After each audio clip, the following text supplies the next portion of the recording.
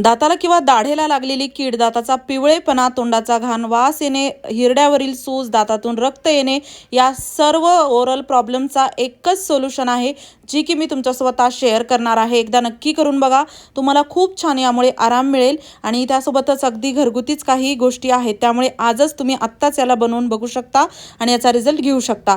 चला तर यासाठी आपल्याला काय काय लागणार आहे ते बघूयात. आणि हो, व्हिडिओ पूर्ण बघा. आवडल्यास मित्रपरिवारासोबत शेअर करायला विसरू नका. तर यासाठी बघा, आपल्याला इथे लागणार आहेत मेथीदाणे. मेथीदाणे आपल्या म्हणजे अगदी घरामध्ये सहज मिळतात, त्यामुळे तुम्ही याला ना लगेचच बनवू शकता. 1 चमचाभर मेथीदाणे मी घेतलेले आहेत. तुम्ही भिजवलेले मेथीदाणे देखील घेऊ शकता, किंवा लक्षात नसतील किंवा अचानक त्रास होत असेल तर असे कच्चे मेथीदाणे जरी घेतले तरी चालतात. आता यानंतर ना एका वाटीमध्ये आपल्याला मेथीदाणे टाकायचे आहेत. त्यानंतर आपल्याला चिमूटभर यामध्ये टाकायची आहे हळद.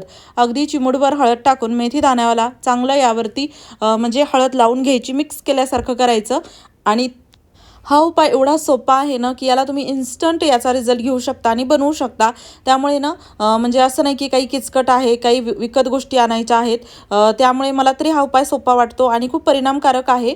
त्यासोबतच आता हळद आणि मेथीदाणे चांगले मिक्स करून घेतले की खलबत्त्यामध्ये टाकायचं, त्याला कुटायचं. खूप जास्त बारीक पावडर करण्याची गरज नाही. मेथीदाण्याचे 2 तुकडे झाले तरी चालतात. फक्त थोडं ओबडधोबडच का होईना याला कुटून घ्यायचं.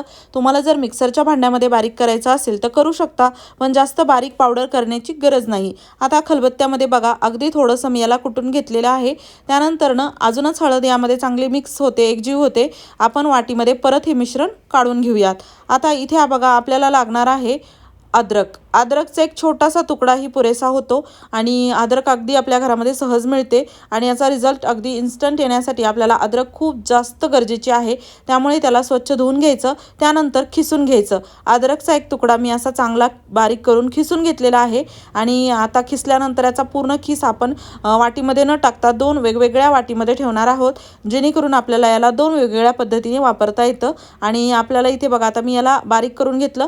तर अद्रकचा जो रस आहे ना, तो अगोदर काढायचा आणि मेथीदाण्यामध्ये पिळून घ्यायचा. अद्रकचा रस मेथीदाण्यामध्ये पूर्ण असा काढायचा. तरी पण या म्हणजे खिसामध्ये अद्रकचा रस अजून बऱ्याच प्रमाणामध्ये असतो, त्यामुळे त्याला आपण एका दुसऱ्या वाटीमध्ये ठेवलेला आहे. आणि अद्रकचा रस टाकून मेथीदाणे चांगले भिजवून घ्यायचे, चांगले मिक्स करायचे. आता यानंतर ना टाकलेला खिस एका वाटीमध्ये आपण ठेवलेला आहे. आपल्याला इथे लसणाच्या 3 मोठ्या कळ्या अशा घ्यायच्या आहेत.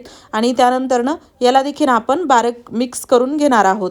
म्हणजे याला बारीक करायचं खिसणीच्या मदतीने किंवा खलबत्त्याने. आणि त्यानंतर ना याचा देखील आपल्याला रस काढायचा आहे. लसूण नक्की तुम्ही वापरा.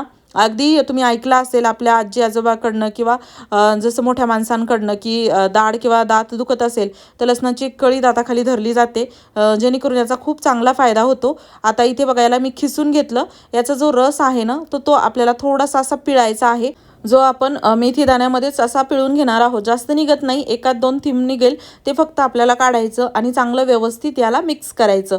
आता हे एकजीव झालेलं आहे. थोडंसं याला आपण ना 5 मिनिटासाठी रेस्टसाठी ठेवूयात, म्हणजे कसं यामध्ये हे थोडं भिजल्यासारखं होतं. त्यानंतर ना आपल्याला इथे लागणार आहे लवंग पावडर. तर त्यासाठी आपल्याला लवंग घ्यायच्या आहेत 2.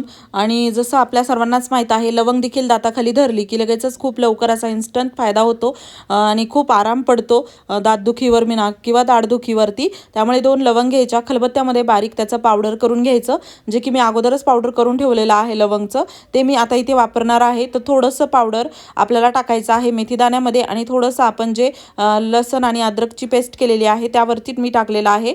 आणि त्यानंतर बघा, आपल्याला इथे लागणार आहे कडुलिंबाचं तेल. तुमच्याकडे कडुलिंबाचं तेल नसेल तर स्किप केलं तरी चालतं, असेल तर नक्की वापरा. आता मेथीदाण्यावरती बघा, मी 2 थेंब कडुलिंबाचं तेल टाकलेलं आहे आणि 2 थेंब जे बाकीचं राहिलेलं आहे ते मी अद्रकच्या पेस्टवरती टाकलेलं आहे. कडुलिंबाचं तेल कोणत्याही मेडिकल शॉपमध्ये सहज मिळतं आणि असेल घरी वापरा, नसेल तर नाही वापरलं तरी चालतं. आता चांगलं मेथीदाण्यावरती टाकून मी याला मिक्स केलेलं आहे. आणि जे आपण इथे अद्रक आणि लसणाच्या पेस्टवरती देखील टाकलेलं आहे ना, ते देखील व्यवस्थित यामध्ये असं मिक्स करून घेऊयात. आता इथे बघा, खूप अशा जे म्हणजे इन्स्टंट रिझल्ट देणाऱ्या गोष्टी आहेत ना, तर त्याच आपण वापरलेल्या आहेत, जेणेकरून आपल्याला जास्त काही दुखणं सहन करण्याची गरज पडणार नाही. आणि त्यासोबतच आपल्याला इथे लागणार आहे अर्धा चमचा मीठ. अर्धा चमच्यातलं थोडं मीठ मी टाकलेलं आहे जिथे मेथीदाणे आपण भिजवले त्या ठिकाणी, आणि बाकी लसण अद्रक पेस्टवरती. आता यानंतर आता हे दोन्ही आपण वेगवेगळं बनवलेलं आहे, पण याला वापरायचं कसं ते आपण बघणार आहोत. अगोदर याला चांगलं एकजीव मिक्स करून घेऊयात. आणि बघा काय होतं ना, कधीही रिझल्ट येणारा असेल तर त्यासाठी ना पूर्ण प्रोसेस देखील खूप महत्त्वाची आहे, ती आपल्याला पूर्ण बघावी लागते, तशीच फॉलो करावी लागते. बऱ्याच वेळा आपण अर्धवट माहिती घेतो आणि रिझल्ट मिळत नाही. तर आता मेथी दाणे मी चांगले मिक्स करून घेतले. 1 चमचा मेथी दाण्यातले अर्धा चमचा मेथी दाणे मी लसण अद्रकच्या पेस्टवरती टाकले आणि बाकी अर्धा चमचा मेथी दाणे आपल्या तशाच वाटीमध्ये ठेवलेले आहेत. आता यानंतर ना आपल्याला 1 ग्लास पाणी घ्यायचं आहे दुसऱ्या पातेल्यामध्ये. त्यामध्ये लसण अद्रक मेथी दाणे हे सर्व आपण एकत्रित जे केल्या होत्या जे गोष्टी त्या पाण्यामध्ये टाकायच्या आहेत आणि गॅसवरती ठेवायचा आहे त्याला गरम करण्यासाठी, उकळी येण्यासाठी. तोपर्यंत बघा इथे आपल्याला घ्यायचा आहे कापूस घ्यायचा आणि कापूस थोडासा पसरवून घ्यायचा, पातळ याला करायचं तयार. आणि हे जे म्हणजे तेलामध्ये किंवा रसामध्ये भिजलेले मेथीदाणे आहेत ते कापसामध्ये आपल्याला गुंडाळून ठेवायचे आहेत. याला असं थोडंसं गुंडाळून ठेवायचं अर्ध्या तासासाठी. नसेल वेळ, त्रास होत असेल, लवकर करायचं असेल 15 मिनिटासाठी का होईना याला असंच भिजत ठेवायचं कापसामध्ये. आणि हे लिक्विड ठेवायचं आपण गॅसवरती ठेवून याला चांगली उकळी येऊ द्यायची. चांगलं 1-2 वेळा उकळलं, पाण्याचा कलर असा बदलला की गॅस नंतर बंद करायचा. आणि बघू शकता चांगलाच पिवळसर मेथीदाण्यामुळे याला कलर आलेला आहे. हळदही यामध्ये टाकलेली आहे आणि वासही खूप छान येत आहे.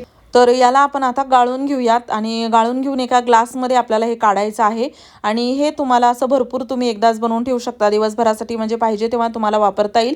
एखाद्या बॉटलमध्ये भरून ठेवा, म्हणजे कसं प्रत्येक वेळेस फक्त कोमट करायचं आणि प्रत्येक वेळेस वापरायचं. कसं वापरायचं काय ते सर्व डिटेलमध्ये मी शेअर करणार आहे. त्या अगोदर बघा मेथी दाण्यामध्ये हे आपण अर्धा तास असंच ठेवलं होतं. त्यानंतर मेथी दाण्यामधील तेल, काही इन्ग्रेडियंट जे आपण टाकलेले आहेत ते सर्व हे पूर्ण कापूस जे आहे ना ते शोषून घेतं. आणि बघा पूर्ण कापूस असा पिवळसर झालेला आहे. असा कापूस तयार करून ठेवायचा एखाद्या झाकणबंद छोट्याशा डब्यामध्ये, बरणीमध्ये. आणि पाहिजे तेव्हा असा थोडा थोडा काढून तुम्हाला वापरता येतो. आणि इथे बघा आता मी याचे छोटे छोटे असे गोळे करत आहे. छोटे छोटे जेवढे पाहिजेत तेवढे असे गोळे करायचे आणि ते वाटलंच तर गोळे करूनही एकाच्या छोट्याशा बरणीमध्ये भरून ठेवू शकता, म्हणजे कुठे ट्रॅव्हलिंगमध्ये इकडे तिकडे तुम्हाला वापरता येतील. आणि त्यानंतर आपल्याला घ्यायची आहे एक काडीपिटीची काडी. आणि काडीपिटी बघा आपल्या घरामध्ये सहज मिळते. इतर काड्या तुमच्याकडे टूथपिक काही नसेल तर सरळ एक काडीपिटीची काडी घ्यायची, स्वच्छ त्याला धुवून घ्यायचं. त्यावरती लागलेला जो मसाला आहे वरचा तो आपल्याला काढून टाकायचा आहे अशा प्रकारे. आणि जी लाकडी काडी आहे तर ती आपल्याला घेऊन जो कापसाचा छोटासा गोळा केला आहे ते इथे यावरती असं चिटकवायचं आहे, म्हणजे कसं याला लावायला वापरायला सोपं जातं. आता बघा जिथे दाताला लागलेली कीड आहे त्या ठिकाणी एकतर तुम्ही फक्त हे असं लावू शकता, थोडंसं दाबून याला लावल्यासारखं या ठिकाणी करायचं, किंवा वाटलंच तर 5 मिनिटासाठी कापसाचा गोळा दाताखाली असाच धरून ठेवायचा. तुम्हाला जे सोपं वाटेल त्यानुसार करा. त्यानंतर या कोमट पाण्याने गुळण्या करायच्या आहेत आपल्याला दिवसातून 2 वेळा. ट्राय करा, खूप चांगला रिझल्ट मिळतो. काही प्रश्न असतील कॉमेंट बॉक्समध्ये विचारा. व्हिडिओ आवडला असेल लाईक करा, शेअर करा. चॅनलवरती नवीन असाल तर सबस्क्राईब करायला विसरू नका. पूर्ण व्हिडिओ पाहिल्याबद्दल मनापासून धन्यवाद. चला तर मग परत भेटूया.